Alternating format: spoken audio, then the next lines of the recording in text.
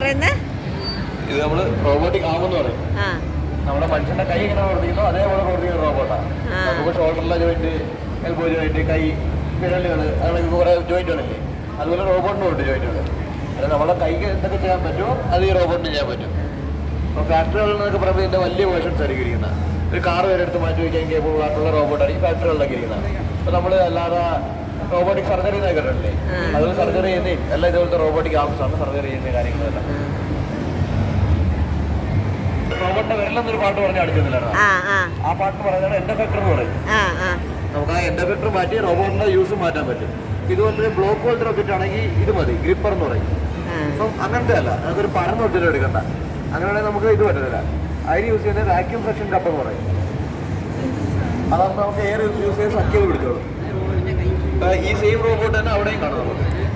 നമ്മൾ ഈ ഇതെല്ലാം മാറ്റി സാധനം എടുക്കുന്ന എൻഡ് എഫക്ടർ മാറ്റി ഒരു പേന പിടിപ്പിച്ചേക്കുക. അപ്പോൾ നമുക്ക് പടം വരപ്പിക്കാൻ പറ്റും അതിനെ കൊണ്ട്. രണ്ടാമത്തെ ഉണ്ട്. അതേപോലെ തന്നെ ഇപ്പൊ നമ്മൾ അതിന്റെ സാധനം എടുക്കുന്ന എൻഡ് എഫക്ടർ മാറ്റി പേന പിടിപ്പിച്ചേക്കുക. അപ്പൊ നമുക്ക് ഇതിനെ കൊണ്ട് പടം വരപ്പിക്കാം, എഴുതിപ്പിക്കാം. അപ്പൊ നമുക്ക് പ്രോഗ്രാം ചെയ്തെടുക്കുകയാണെങ്കിൽ നമ്മൾ അതേ അക്ഷരത്തിൽ തന്നെ എഴുതിപ്പിക്കാം. നമ്മൾ എഴുതുന്ന ഹാൻഡ് റൈറ്റിംഗ് തന്നെ ഇതിനെ കൊണ്ട് എഴുതിപ്പിക്കാൻ പറ്റും. എഴുതിപ്പിക്കാം. പേരെന്തുവാ? റസീന. സ്പെല്ലിംഗ്